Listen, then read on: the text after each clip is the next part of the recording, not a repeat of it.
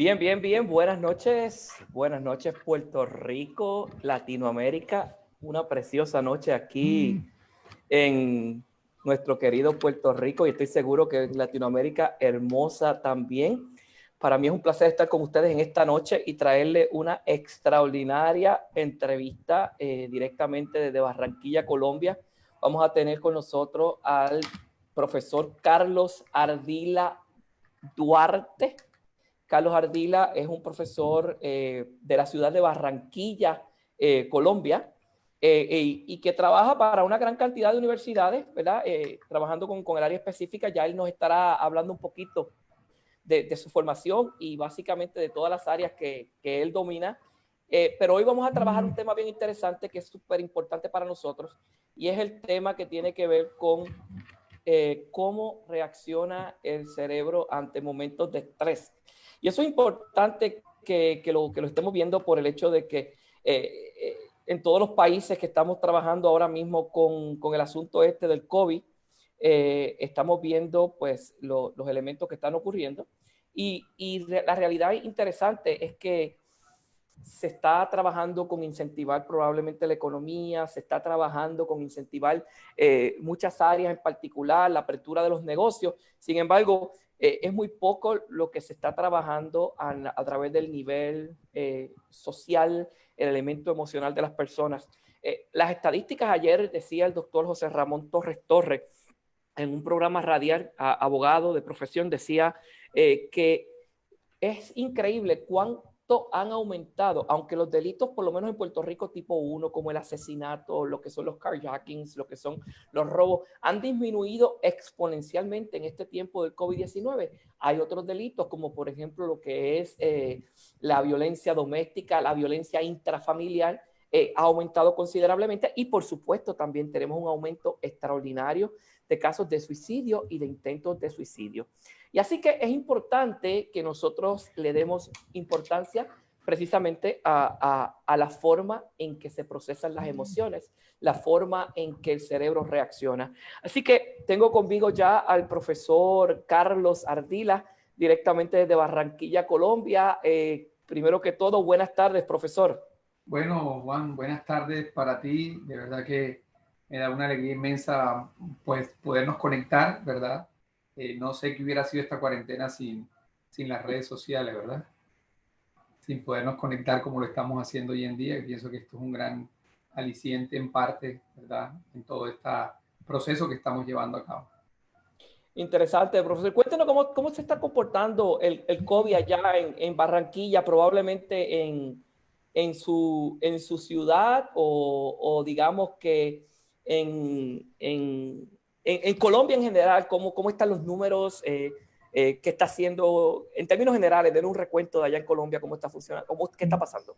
Bueno, como en todos los países, específicamente Latinoamérica, han habido casos, ¿verdad? Todos los días se presentan casos. Creo que hay, según lo que tuve conocimiento, ¿verdad? Hay como alrededor de más o menos unos 5.000 casos. Un En poquito toda más de, Colombia. sí, en toda Colombia confirmados. Sin embargo, esto ha sido algo, te cuento, que ha unido a muchísima gente, ¿verdad? A todos los colombianos.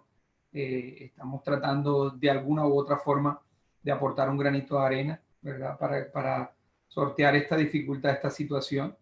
Entonces, la verdad que se ha visto, pues, de parte de muchos dirigentes, ese trabajo por la gente que realmente está más vulnerable ante esta situación, ¿no? Entonces, pienso que ha sido una experiencia donde nos estamos uniendo como país y pienso que también el mundo entero se está despertando, ¿verdad? A una nueva conciencia de que definitivamente estamos todos en el mismo barco.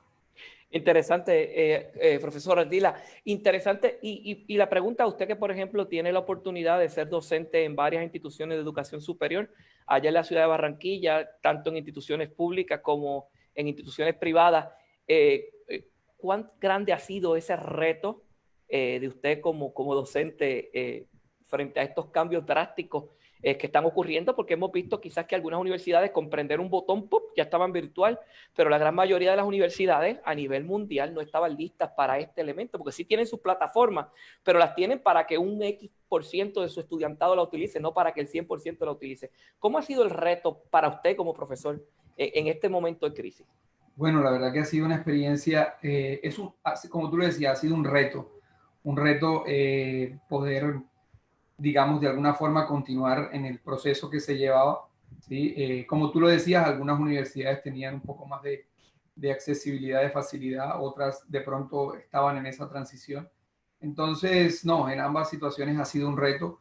Lo que uno más extraña es el contacto, ¿verdad?, con los estudiantes, esas disertaciones que había presenciales, pero bueno, estamos ante esta nueva, digamos, situación y nos hemos tenido que adaptar en forma rápida a adquirir nuevos aprendizajes, todo eso que hablamos nosotros en educación, de flexibilidad cognitiva, de plasticidad cerebral. Yo pienso que ha ejercido su tarea de una forma impresionante porque nos hemos tenido que adaptar a nuevos procesos, nuevos aprendizajes, nuevas experiencias.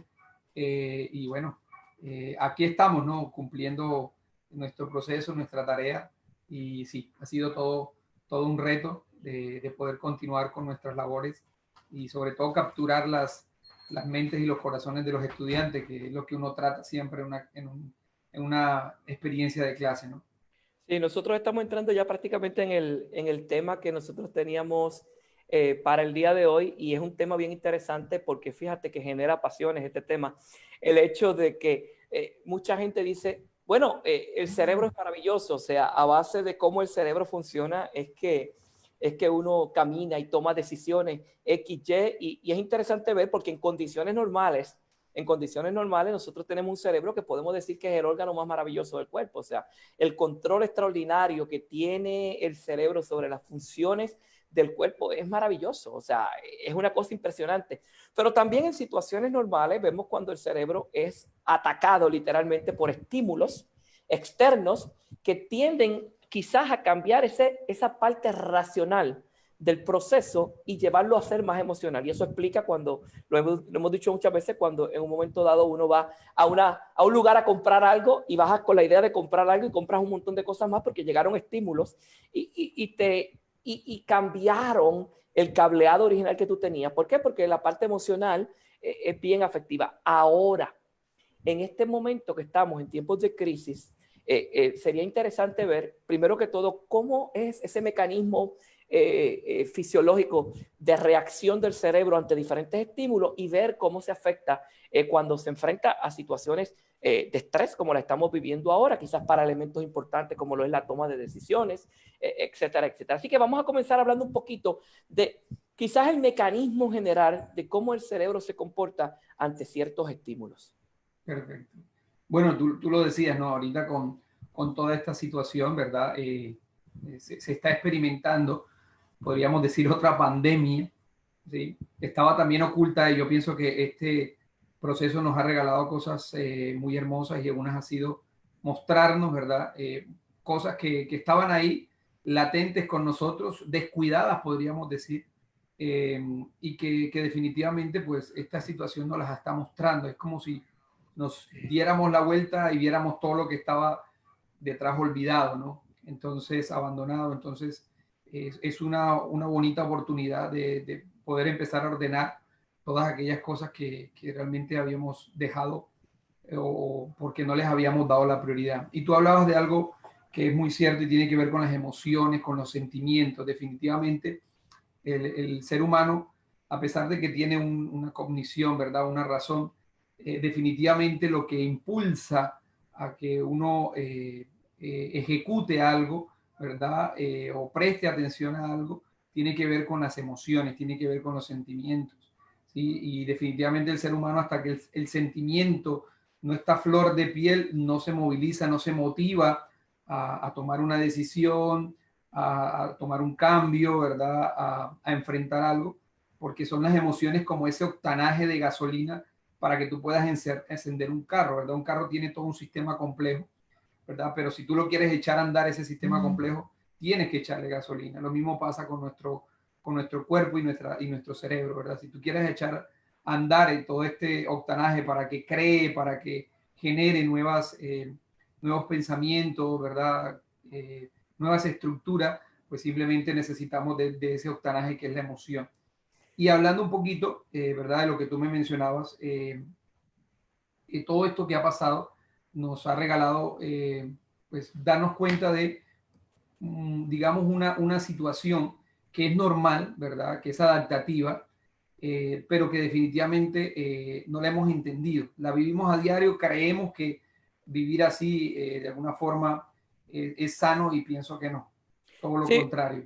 un elemento que se amarra mucho a lo que estás trayendo es el hecho, por ejemplo, de que la gente habla de la creatividad.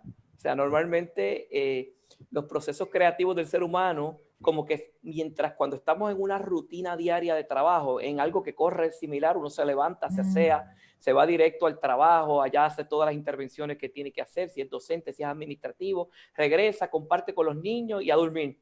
Sí. Mientras esa rutina se está desarrollando, el cerebro está, como decir, de vacaciones. En modo automático, En en modo piloto automático. automático, correcto. Ajá. Y es bien interesante ver que cuando entonces viene algo que apaga ese piloto automático, apaga ese proceso, la creatividad sale a relucir. De hecho, es en momentos de crisis cuando el ser humano es más creativo. Total, así es. Lo que tú decías, se apaga ese piloto automático y uno empieza a darse cuenta de otras cosas que no se estaba dando cuentas anteriormente, ¿verdad? Y a Entonces, nivel coloquial, para entenderle esto, es sencillo. O sea, piense por un momento ahora que usted está en su casa, cómo va corriendo todas las cosas que usted se ha inventado para paliar esta crisis. O sea, todo lo que usted ha hecho ahora mismo, desde que usted se encerró, de las estrategias para ir conseguir la mascarilla, las estrategias para conseguirlo, para ir al banco, las estrategias para ir al supermercado, cómo hacer menos fila.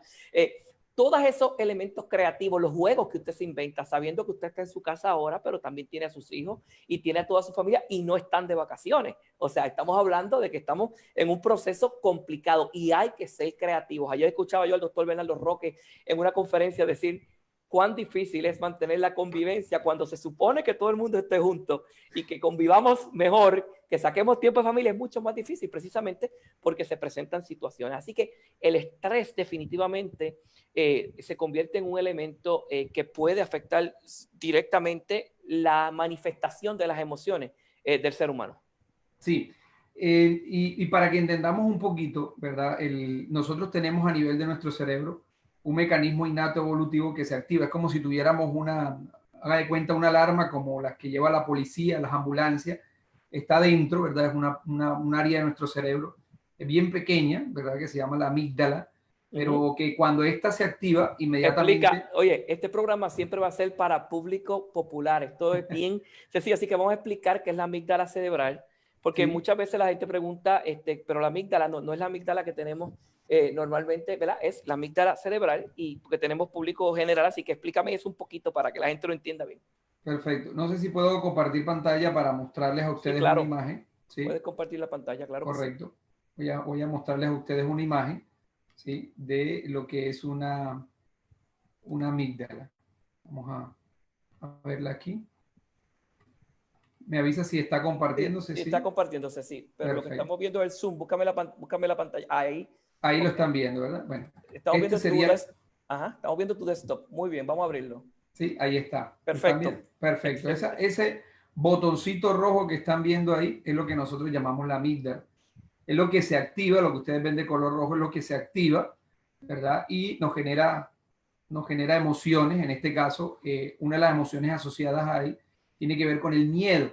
Y el miedo es algo realmente natural, es algo hermoso que nos permite, como tú lo decías, movilizar muchos de los recursos que nosotros teníamos, que no sabíamos que estaban ahí, pero que definitivamente se activan para, obviamente, una mejor adaptación. Cuando el miedo se activa, el miedo natural, ¿verdad? Estamos hablando de un proceso simplemente de activación ante algo real, ante algo que está aquí presente.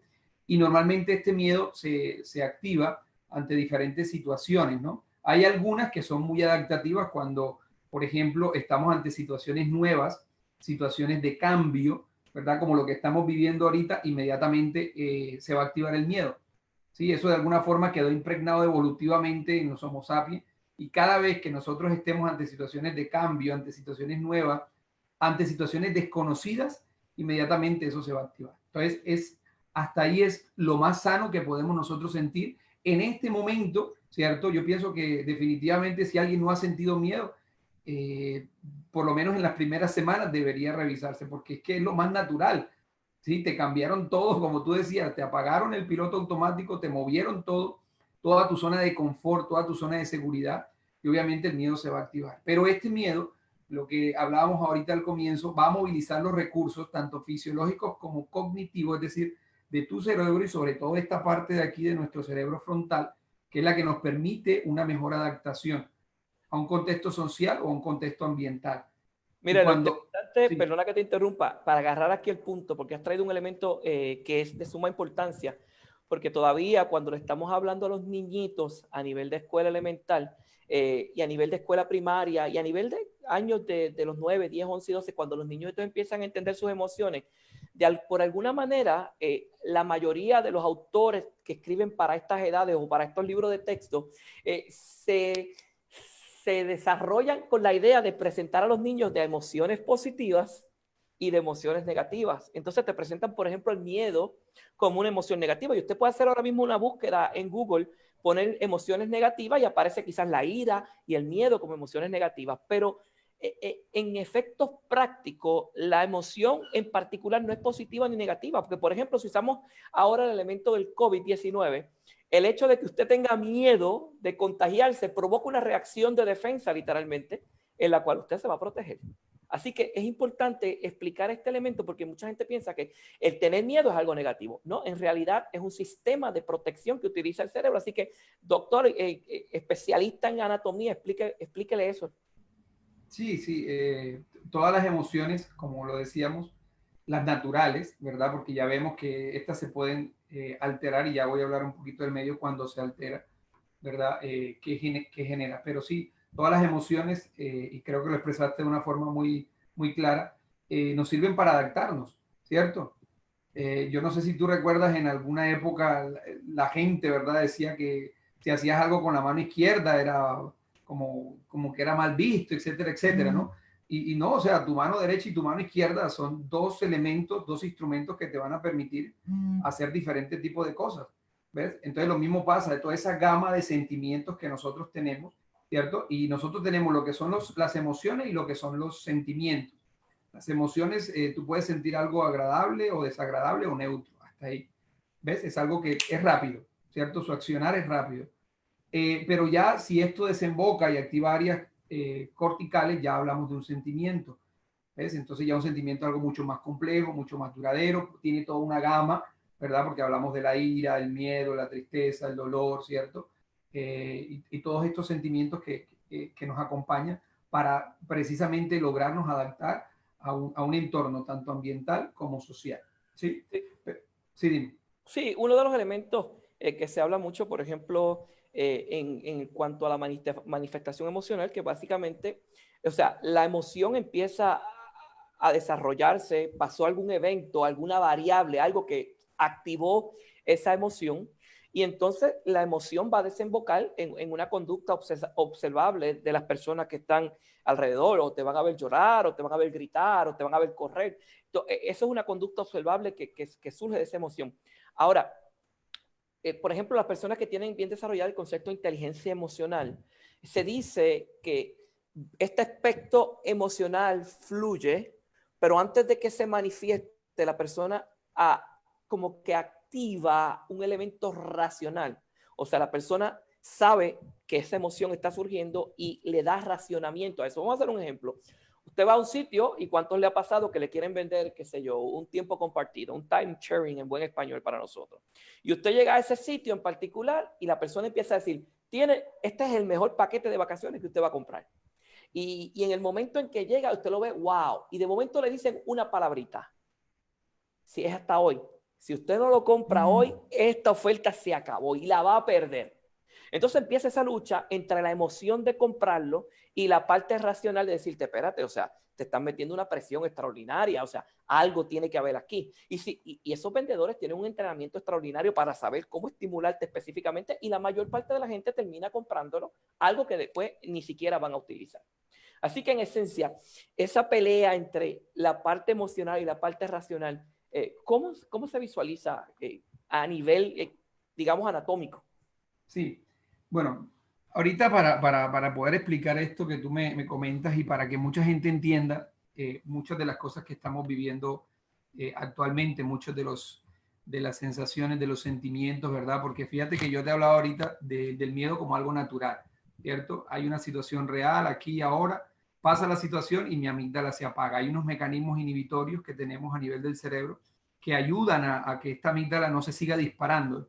Yo lo voy a colocar y me tomé el trabajo de traer esta plastilina, ¿verdad? Simbólica para tratar de Mira, explicar un poco esto. antes de que me expliques eso, Janet Rodríguez desde México nos Sí, dice, el miedo es utilizado también como método de control. Muchas veces le apuestan más al no hagas a partir del miedo, más que el no hagas a partir de la parte racional. Interesante este planteamiento.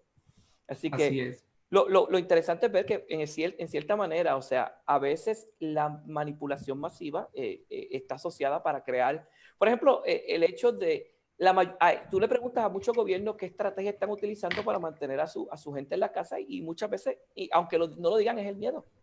Así que vamos con el ejemplo y un comentario con relación a eso del miedo como herramienta para mantener el distanciamiento social. Bien. Entonces, te decía que el miedo es una alarma, ¿verdad? Hace que la amígdala se active, como ustedes lo están viendo acá, ¿verdad? Hay una situación real, activa la amígdala, pero luego los mecanismos internos que tenemos a nivel cerebral ayudan a que esa amígdala vuelva a su estado, vuelva a su regulación, en lo que llamamos a nivel fisiológico, vuelva a su homeostasis, ¿sí? Y así funciona nuestro cerebro. Situaciones de peligro, ¿verdad?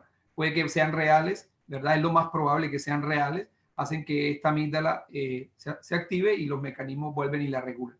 Pero ¿qué es lo que realmente está ocurriendo en estos momentos? Porque una cosa es hablar del miedo y otra cosa ya es hablar de ansiedad, hablar, por ejemplo, de estrés, que ya eso no es adaptativo, ¿no? Ya eso es algo que nos va a alterar nuestra fisiología, inclusive nuestros procesos cognitivos lo va a alterar porque va a haber una sobreestimulación. Entonces, para que ustedes más o menos entiendan, yo les voy a mostrar estas luces, ¿cierto? Ahora imagínense que hubiera una hiperactivación de esa situación. Entonces, así se enciende nuestro cerebro, específicamente la amígdala, pero imagínate en estos momentos está hiperactivada. Entonces, y resulta que los mecanismos inhibitorios no han sido entrenados, ¿verdad? Para regularla. Entonces, ¿qué pasa? Que la amígdala, pues simplemente cuesta, toma tiempo, ¿verdad? Volver a que vuelva a su homeostasis. Entonces va a estar todo el tiempo así y lo que pasa cuando ella está activa así es que empieza a activar el cuerpo y eso hace que se produzca una cantidad de hormonas que obviamente todavía empeoran el cuadro, ¿sí? Porque dificultan a que los mecanismos de regulación de homeostasis a nivel del cerebro para que apaguen la alarma se den. Entonces, si la alarma no se apaga, tu cuerpo va a estar en estado de alerta todo el tiempo. Entonces, ¿qué pasa con esto? Que esto no nos favorece un proceso adaptativo. ¿Sí? ¿Por qué razón? Porque, por ejemplo, la atención no va a funcionar de forma correcta. ¿Ves? Tu canal de entrada no va a funcionar de forma, a los estímulos externos no funciona de forma correcta. Ya sea porque hay pobre atención o porque hay hiperatención en algo específico. ¿Ves? Entonces, olvidas lo otro y te concentras solo en una sola cosa. ¿Ves? Por ejemplo, se va a alterar la memoria. Los procesos de evocación también se van a ver afectados. Los procesos de toma de decisiones. ¿Sí? Los procesos de la percepción, la forma como se percibe el externo, la realidad de lo que estamos a nuestro alrededor y de las personas, no es la misma cuando tú tienes ya el estrés, lo que llamamos el diestrés, ¿verdad? Que es ese estrés no adaptativo, pues obviamente tú vas a ver, imagínate un diestrés con tu alarma encendida así 24/7.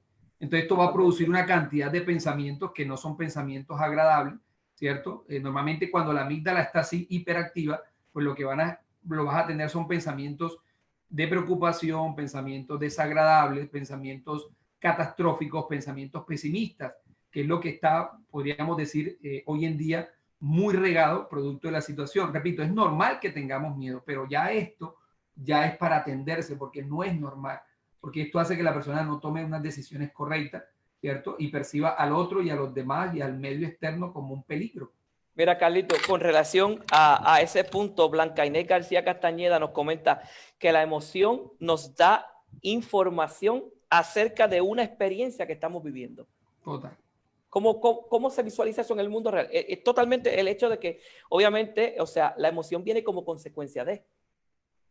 Sí, debe haber un estímulo que active digamos, esos circuitos emocionales, ese sistema límbico que nosotros tenemos allá, ese cerebro emocional, ¿cierto? Debe haber un estímulo que sea interno o externo que va a disparar, digamos, estas sensaciones en nosotros. Y producto de esas sensaciones, pues es que nosotros nos vamos a movilizar. Entonces era lo que yo te decía ahorita, ¿verdad? Que es que definitivamente esta experiencia, ¿verdad?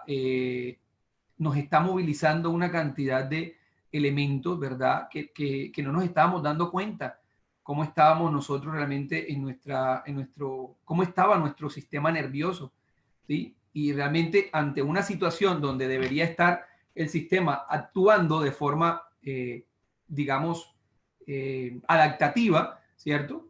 Encendiéndose y adaptándonos, fíjate que no está así, está así.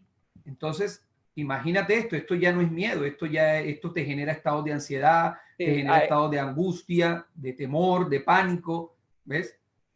Sí, en ese punto en particular, por ejemplo, hablábamos ahorita de que cuando hay una rutina, el cerebro está en piloto automático, o sea, está descansando, está cogiendo lo suavecito, está funcionando pues con esa rutina que ya prácticamente se conoce. Sin embargo, cuando viene este estímulo que causa un estrés extraordinario, que saca al cuerpo, saca al ser humano, saca a todo el mundo de la rutina, entonces el cerebro tiene que empezar a compensar cómo voy a llevar nuevamente a la normalidad. Y entonces, en momentos específicos que hay que tomar decisiones, porque ahí es el punto específico. O sea, no es lo mismo que una persona en condiciones normales tome decisiones a que las tome cuando está siendo afectada por un momento traumático, por un momento de estrés, que provoca precisamente lo que está mostrando con ese evento. Una de las cosas que la gente siempre dice y que siempre hemos recomendado es que, por ejemplo, la gente se conecta a las redes sociales. Y en las redes sociales se ha dicho, oye bien, Carlito, el 80% de las cosas que salen en las redes sociales o son falsas o la gente las alteró. Algunas veces las alteran por desconocimiento, vieron algo y entendieron otra cosa y lo pusieron. Pero entonces el cerebro recibe la información. Antes de acostarse a dormir, en vez de acostarse a dormir, ¿verdad? Haciendo un tipo de autocuidado, quizá un tipo de reflexión para acostarse tranquilo, porque el cerebro sigue trabajando después de dormido, ven el noticiario de la noche y de ahí van a dormir. ¿Qué comentario le merece esto? Sí, o sea, lo que tú decías, ¿no? Si yo voy a acostarme antes de acostarte y veo toda esta cantidad de información, ¿verdad? Que algunos medios presentan. Yo pienso que el papel de los medios aquí, ¿verdad? Es importante, porque una forma es como tú muestres la realidad, puede generar conductas, ¿verdad? Disparadoras en esta situación. Entonces, Mira, sí. el profesor Carlos Custodia, un amigo, un gran amigo, hermano, nos dice interesantemente que el miedo es una percepción subjetiva de la realidad y nos dice que las percepciones nos engañan. Así que por tanto el miedo puede verse como un engaño. ¿Cómo lo ves desde la perspectiva psicológica? Cuéntame tú. Bueno, sí, prácticamente nuestras emociones, todos nuestros procesos internos tienen su grado de subjetividad, ¿verdad? Porque es de acuerdo a tus experiencias, de acuerdo a lo que tú has vivido, es como haces esa construcción de la realidad. Entonces, fíjate que lo particular de esta situación, que la hemos vivido en algunos otros momentos, ¿verdad? Pero pienso que ahorita se es mucho más evidente.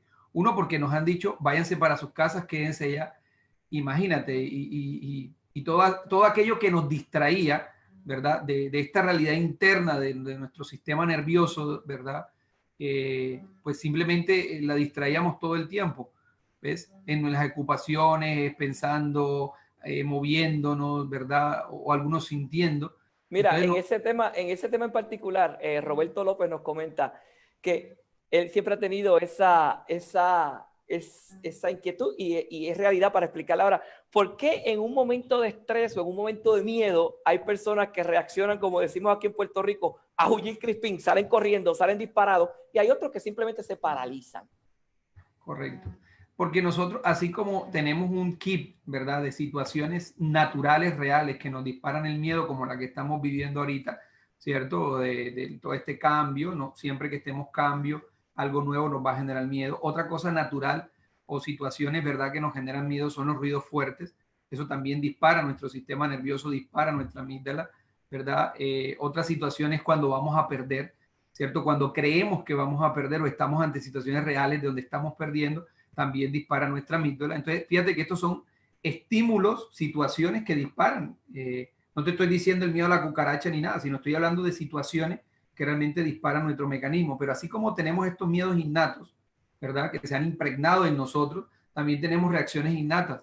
¿Y cuáles son esas reacciones? La misma que decía el compañero Carlos, ¿verdad? Esa de correr, enfrentarse, agruparse, ¿verdad? O paralizarse. ¿Sí? ¿Y de qué va a depender de la reacción? Bueno, ya depende de algunos factores donde tenemos ciertas hipersensibilidades sistémicas, ¿no? Entonces, Mira, ¿sí?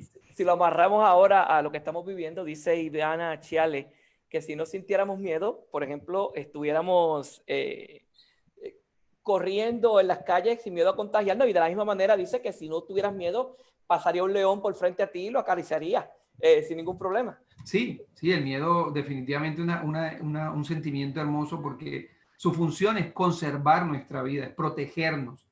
¿Ves? Lo que pasa es que fíjate que desde niños y sobre todo a nosotros nos han enseñado, ¿verdad?, en estas culturas de que no, sentir miedo es cuestión de débiles, sentir miedo es cuestión de cobarde, ¿verdad? Y no, o sea, el miedo es lo más natural y lo más hermoso que un ser humano puede experimentar porque definitivamente está sintiendo su vulnerabilidad y eso lo hace que se conserve, ¿no? Son como lo decía el Chavo del Ocho, las antenitas débiles, ¿verdad? Que detectan la presencia del peligro del enemigo.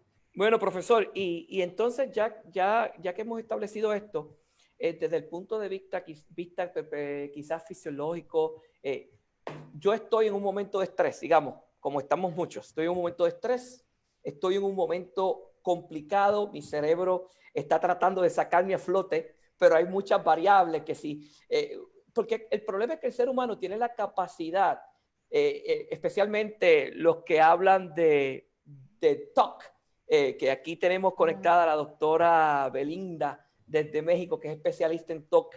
Y hay gente que somos TOC, ¿qué TOC? Trastorno obsesivo compulsivo, que queremos hacer todo de una manera específica. Y fíjate que llega un momento en que ahora mismo la gente está en la casa, y al principio les dijeron, tienes que trabajar desde tu casa. Y dice, bueno, o sea, de primera intención, es chévere, ¿verdad? De la casa. Pero se han dado cuenta que este señor que está aquí, terminaste de trabajar el día y en la tarde viene y dice, yo no he hecho nada, porque te sientes que no has hecho nada.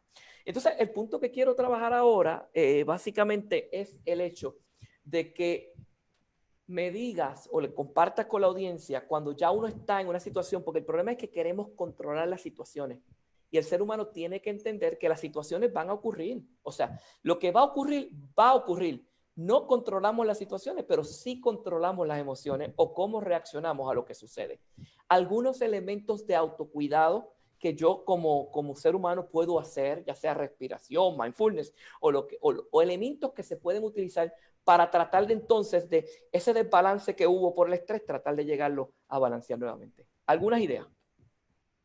Bueno, lo que yo te decía era que definitivamente esta situación nos está mostrando lo descuidado que teníamos el sistema nervioso, ¿cierto? Lo descuidado que nos teníamos a nosotros. Y no me refiero a la parte física, sino también a la parte de nuestra salud mental. Entonces, sí, ahorita podríamos decir, ahorita podemos hacer ciertos mecanismos que nos ayuden a regular, ¿verdad? Como la respiración, la actividad física. Pero es que tenemos que entender de que si no lo atacamos, ¿verdad? No lo enfrentamos de raíz, ¿verdad? Hoy pasa esta situación, pero mañana va a venir otra y mis reacciones siempre van a ser exacerbadas ante este tipo de situaciones. Entonces eso va a dificultar mis procesos de adaptación. Hay muchas preguntas que nos están trabajando y lo interesante, por ejemplo, una de ellas es que tiene aquí, por ejemplo, la profesora Ciara Balseiro indica, y esto sí obviamente tiene que ver probablemente con la memoria episódica, que hay gente que en un evento común y normal, pues no siente miedo, y hay otros que porque vivieron una experiencia anterior, pues los aterra. Por ejemplo, yo le tengo terror, y esa es la palabra, terror, a las culebras, a las serpientes. Por una experiencia que tuve en la infancia con una de ellas, le tengo terror. Y obviamente quizás si se aparece una serpiente aquí ahora, usted quizás se echa a reír, mira una serpiente, y a mí el programa se quedó sin anfitrión porque yo voy a desaparecer. Así que, ¿cómo se puede explicar entonces el término del miedo? Me imagino que es amarrado a la memoria episódica o ¿cómo podría ocurrir esto? Sí, sí. Yo te decía que el miedo es cuando la situación es real, ¿cierto? Ocurrió aquí, ahora y listo. Pero cuando esa situación ya queda guardada en mi memoria, ¿cierto? Yo la puedo evocar en cualquier otro momento o cualquier otro estímulo puede evocar esa situación.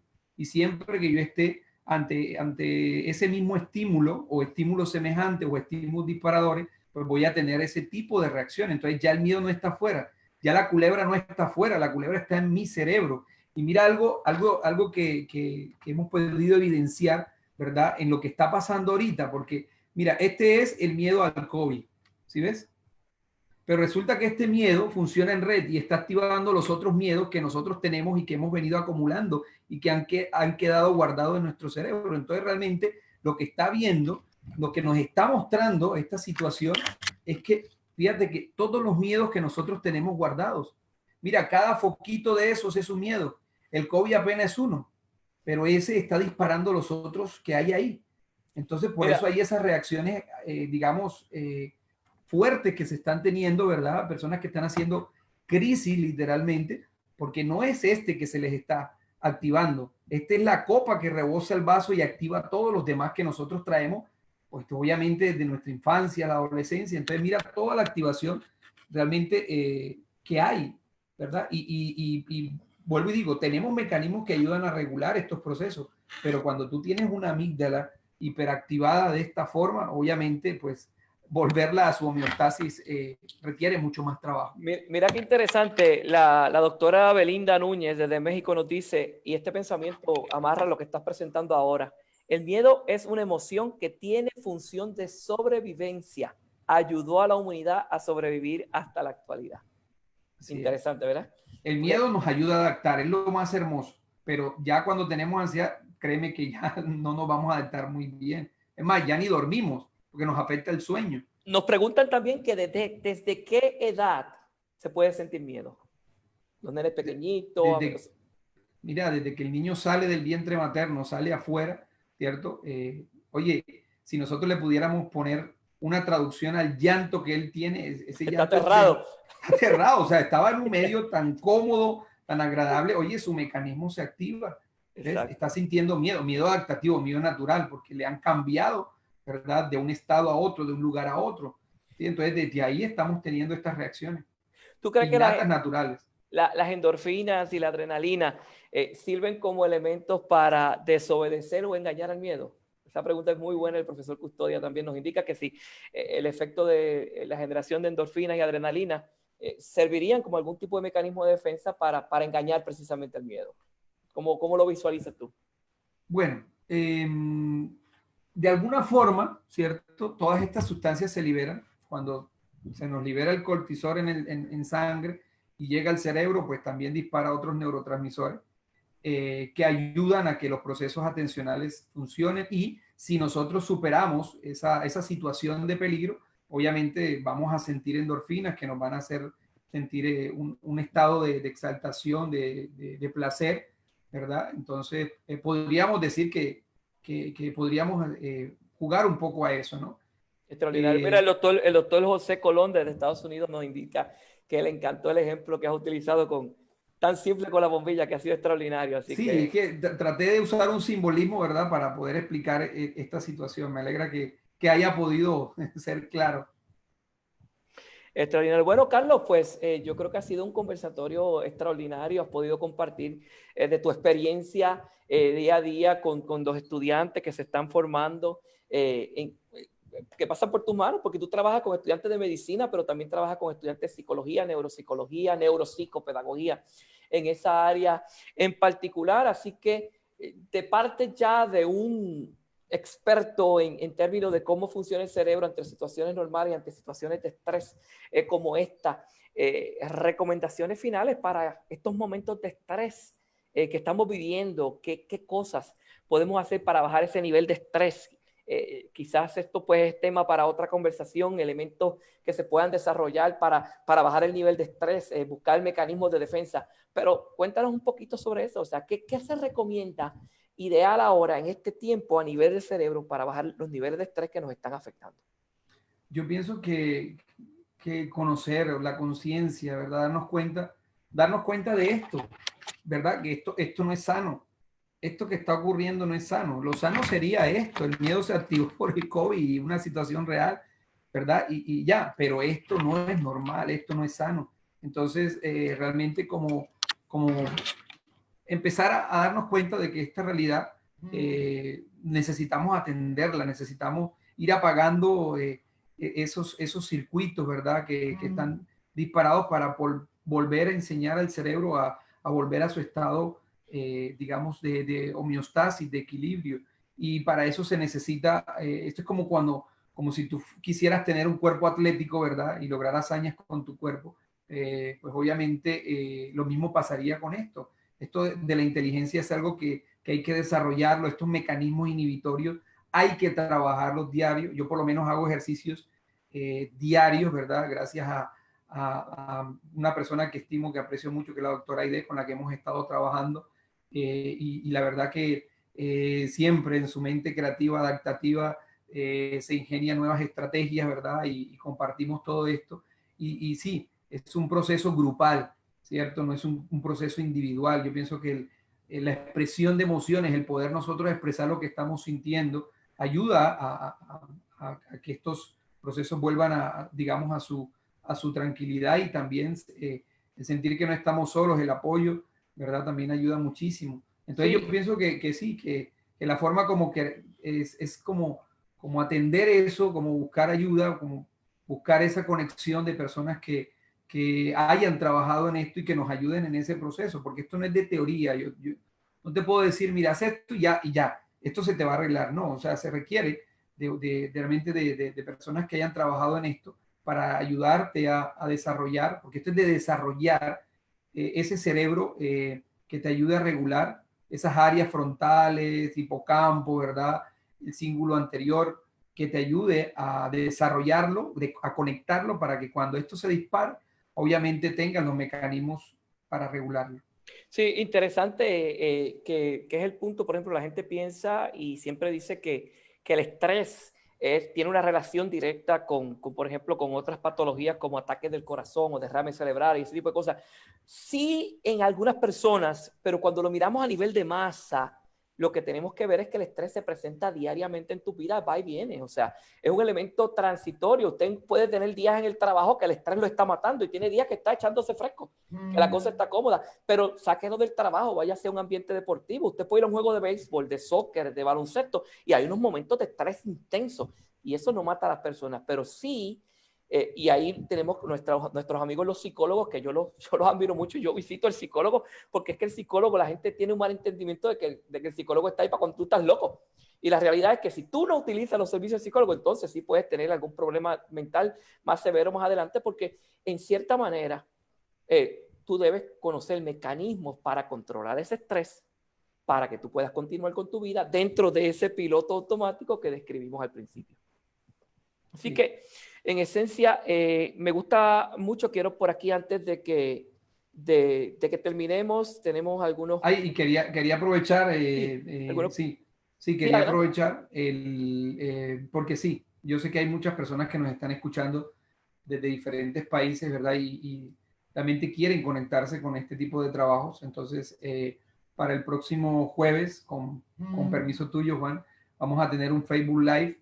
Entonces, las personas que deseen pueden participar también y acompañarnos y aprender un poquito de esto, ¿no? Claro. De cómo irnos conociendo. Entonces me pueden seguir en la página de Descubrámonos, ¿cierto? Pueden ¿Tienes ingresar. tu slide de contacto en la presentación? O me pueden buscar, perdona, porque Sí, no los tengo aquí en este perfecto. momento. Mira, ¿Sí? interesante, el doctor Luis Javier Rodríguez nos indica que todo lo que se ha hablado está atado a que tanto nuestro cuerpo como nuestra mente pueda adaptarse a estos nuevos cambios. O sea que es bien, bien interesante eso. Y el doctor José Colón también añade a los elementos de autocuidado, que es bien interesante, el hecho de, por ejemplo, el grounding, que son estrategias, ¿verdad?, de relajación, el mindfulness. Y interesante por demás, la gente piensa que escucha que sí, ejercicios de respiración o mindfulness. No hay que pagar un curso de esto. Usted puede ir a YouTube ahora mismo y buscar cuánto video hay. Hay ejercicios de relajación. Si usted está muy estrésico, hay ejercicios de respiración para relajarlo. Si usted está medio apagado y tiene que energizarse, hay ejercicios para energizarse. Mindfulness es una estrategia extraordinaria que viene precisamente desde cómo se controla el cerebro, y también hay elementos extraordinarios. Así que, Carlos, contactos, danos tus contactos para aquellas personas que quieran conectarse con tus redes sociales y te puedan seguir y puedan mantenerse en contacto contigo. Yo sé que tú siempre has sido muy accesible para tus estudiantes, que ahorita tienes que leer los comentarios, han hablado maravillas de ti. No sé si fue que no has puesto la nota todavía, pero han hablado muy bien de ti y siempre ha sido la experiencia, inclusive... Así que me gustaría que hablaras un poquito de tus contactos, la manera de que quizás te hemos interrumpido, lo has tratado de decir en varias ocasiones, cómo podemos contactar al profesor Carlos Ardila. Sí, claro. Bueno, me pueden seguir, ¿verdad? En las redes sociales. Escribe mi nombre, Carlos Alfonso Ardila Duarte. Pueden buscarme también por mi página web. Usted escribe allí Carlos Alfonso Ardila Duarte en Google y ahí le va a aparecer. Y para la próximo Facebook Live que tendremos el día jueves 7 de mayo, nos pueden contactar donde vamos a hablar un poquito, vamos a profundizar un poquito sobre todo este tema, vamos a hablar del miedo y el estrés, ¿verdad? Y vamos a ampliar desde la experiencia de lo que hemos venido trabajando acá en Barranquilla, específicamente desde la Fundación Descubrámonos. Entonces nos pueden seguir, repito, con mi nombre, me pueden buscar en las redes sociales, Carlos Alfonso Ardila Duarte, aparezco en Facebook, en Instagram, en Twitter, me pueden buscar allí, me siguen y ahí se pueden enterar de todas las actividades que estaremos desarrollando. Perfecto, doctor. Pues antes de finalizar, queríamos obviamente darle las gracias por haber estado con nosotros hoy en el interesante tema, y también invitar a la gente que nos está sintonizando. Primero, que tenemos gente conectada, estamos visualizando, tenemos gente de Estados Unidos, tenemos gente de 3 o 4 estados distintos de Estados Unidos, tenemos gente de México conectada ahora mismo, gente de República Dominicana, tenemos gente de Puerto Rico, tenemos gente de Colombia, Panamá, Costa Rica. Tenemos gente de Paraguay, tenemos gente de Chile, tenemos gente de Ecuador, gente de Perú y gente de Argentina. Si se me quedó Wow, qué alguien, que rico. grite, por favor. Así que tenemos gente conectada a todos lados, y aprovechar para invitarlos a todos que el próximo jueves también tenemos un Facebook Live, pero estoy seguro que es muy distinto a la hora que tienes el tuyo. El jueves va a ser un poquito más temprano porque tenemos un compromiso previo a las 7 de la noche, hora de Puerto Rico. Así que el próximo jueves vamos a estar a las 6 de la tarde, hora de Puerto Rico, que son las 5 de la tarde, hora de Colombia, México, igual que son las 6 de la tarde de Bolivia, Perú. Así que vamos a estar trabajando con el doctor, también de Colombia, el doctor Santiago Restrepo Garizabal, y vamos a estar trabajando un tema bien interesante que se llama la felicidad desde una perspectiva neurocientífica. Así que es interesante porque vamos a estar trabajando estos temas.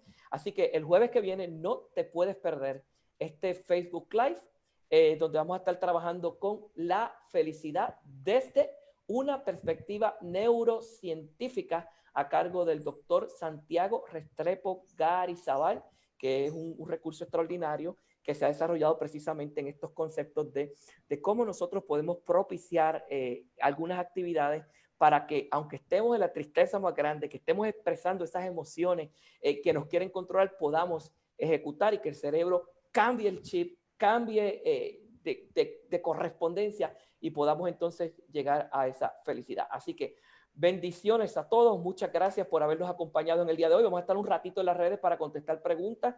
Cualquier elemento que ustedes entiendan, vamos a estar trabajando para ayudarles. Contestar. El profesor Carlos Ardila va a conectarse también a la página y va a estar respondiendo algunas preguntas. Profesor, unas palabras finales. No, por favor, a todos esos que están conectados desde diferentes países, de verdad que una emoción grande saber que en estos momentos somos uno solo en este amplio universo, ¿verdad? Y somos hermanos. Eso es lo que me regala esta experiencia. Las personas que me conocen, que están conectadas, de verdad mandarles un fuerte abrazo. Me alegra que me hayan podido escuchar y nos hayamos podido conectar a ti, Juan. De verdad que muchas gracias por esta invitación. A las personas que no me conocen también es un placer conocerlas. Ojalá nos podamos encontrar y conocer en forma presencial, ¿verdad? Y esperemos que ya esté, después de un tiempo, todo esto superado, porque para los latinos dejarnos de abrazar, eso va a ser muy complicado, porque eso va en nuestra genética, en nuestros genes, ¿verdad? Entonces, de verdad agradecerte, Juan, en todo este espacio, toda esta experiencia que hemos estado compartiendo de cuarentena, en donde hemos estado apoyándonos, ¿verdad? De verdad agradecerte a ti siempre por tenerme presente.